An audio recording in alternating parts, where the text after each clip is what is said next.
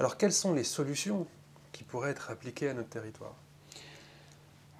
Donc les solutions sont d'abord les réductions des émissions industrielles. Donc il y a eu, les industriels le répètent, beaucoup d'efforts sur les dioxydes de soufre, qui était, vous voyez, c'est ce gaz qui produit une odeur de... Oui, qu'on sent notamment à Fos. Qu'on sent à Fos, c'est la boule puante un peu. Ouais. Hein. Donc c'est vrai que depuis des années, il y a une réduction importante de dioxyde de soufre, qui était vraiment un facteur industriel pur. Par contre, sur les oxydes d'azote qui sont générés par les industries et par les véhicules, notamment diesel, et les particules, là aussi, générées par les industries et les véhicules diesel, le diesel est une erreur sanitaire. Hein. Le diesel est une erreur sanitaire. Vous avez une augmentation de ces taux, et maintenant on sait plus de maladies cardiaques, respiratoires, et plus de cancers. Donc c'est d'abord un système de réduction des émissions industrielles le plus possible. Alors là, nous avons lutté, par exemple, contre l'incinérateur. Alors pourquoi on a lutté contre l'incinérateur? Bon, d'abord parce qu'en termes de gestion des déchets, on trouve stupide de brûler des choses qui peuvent être recyclées et revenir dans le circuit. Hein. On fabrique en Chine, on brûle ici, je ne vois pas trop l'intérêt. Et surtout, l'incinérateur, c'est une cigarette géante qui va rejeter des particules, qui vont se charger de produits toxiques, cancérigènes, métaux lourds qu'il y a dans les produits que vous brûlez. Alors on a focalisé sur la dioxine, qui est un des produits qui est rejeté. Alors avec les nouvelles normes des incinérateurs, oui, il y a moins de dioxine qu'avant, beaucoup moins qu'avant. Dioxine, notamment celle de dioxine de Céveso, qui est un produit cancérigène. Mais ça n'est que l'arbre qui cache la forêt. Les particules, les produits toxiques, cancérigènes, mais tout sont toujours rejetés. Donc nous avons dit, ce n'est pas la bonne méthode d'avenir, c'est-à-dire qu'il faut moins de déchets, recycler ces déchets, ça va créer de l'emploi, et empêcher un rejet de plus de particules et de produits cancérigènes, sur une zone qui était déjà terriblement impactée, qui est la zone de Fos et de l'étang de Berre. Donc c'est pour ça que nous avons lutté contre ces incinérateurs. Donc les émissions industrielles doivent être réduites et non pas continuer d'être augmentées. Sur les véhicules, il faut arrêter la politique du diesel. Donc le mode de transport alternatif est capital, le mode de transport en commun.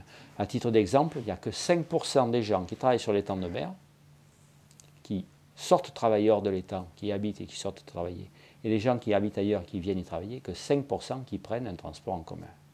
Sur Aix, c'est 1,1 passager par voiture. Vous vous rendez compte de l'effort qu'il y a à faire dans les transports alternatifs, transport ferroviaire, bus, ou transport doux de proximité qui pourrait très bien être Cet effort a été fait dans bon nombre de villes comme Nantes, même Lyon, Rennes. Absolument. Pourquoi ça bloque à Aix? Parce qu'il faut une volonté politique.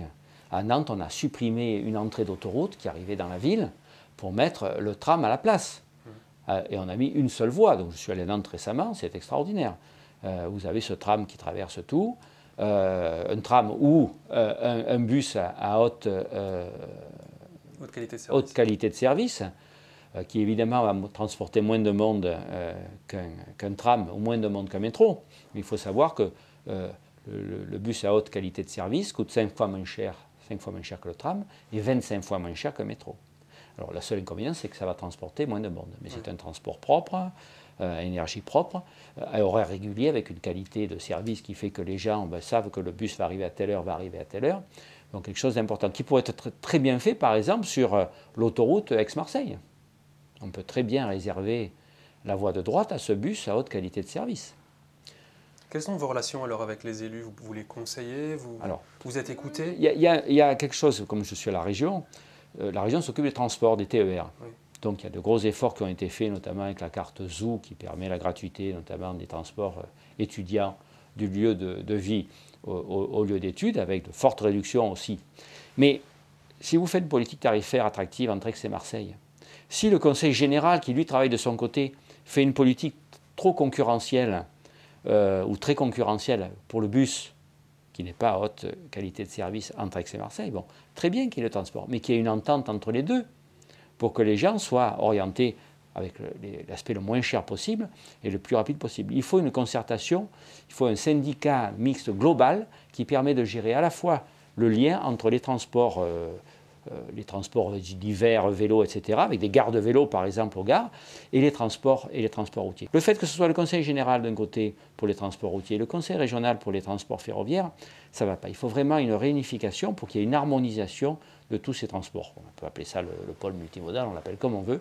En tout cas, il faut des politiques concertées pour que les gens aient le choix, parce que s'ils n'ont pas le choix, si vous voulez aller de Miramas, Miramas encore il y a une gare, mais de Istres à Marseille facilement en transport en commun, c'est très compliqué. Très très compliqué. Donc si vous voulez une politique de transport beaucoup plus efficace, qui va réduire l'impact de la voiture et faire des économies aux gens, il faut vraiment une concertation de tous les modes de transport. Ce n'est pas le cas aujourd'hui. Ce n'est pas assez le cas aujourd'hui. Oui. La région fait des progrès puisque 10% de plus de fréquentation sur les TER, mais ça n'est pas suffisant. L'exemple typique, c'est la ligne TGV. On veut gagner une demi-heure pour aller à Nice. Nous, ce qu'on veut, c'est profiter de cette ligne. C'est pas nous, la priorité, ce n'est pas d'aller un peu plus vite à Nice, c'est de développer le réseau de transports régionaux pour que les gens puissent aller à Briançon peut-être en 6 heures, comme des fois ça arrive. Alors donc ils prennent la voiture, ou en 4 heures, parce qu'ils prennent la voiture, c'est plus rapide et c'est moins cher. Vous comprenez que là, il faut profiter de cette opportunité pour développer, pour doubler les lignes là où elles peuvent être doublées, et d'accentuer l'offre de transports régionaux. Notre priorité, c'est la région. Ce n'est pas que le touriste mette une demi-heure de plus. Désenclavé, oui, mais au profit des habitants et au profit donc de transports régionaux beaucoup plus forts.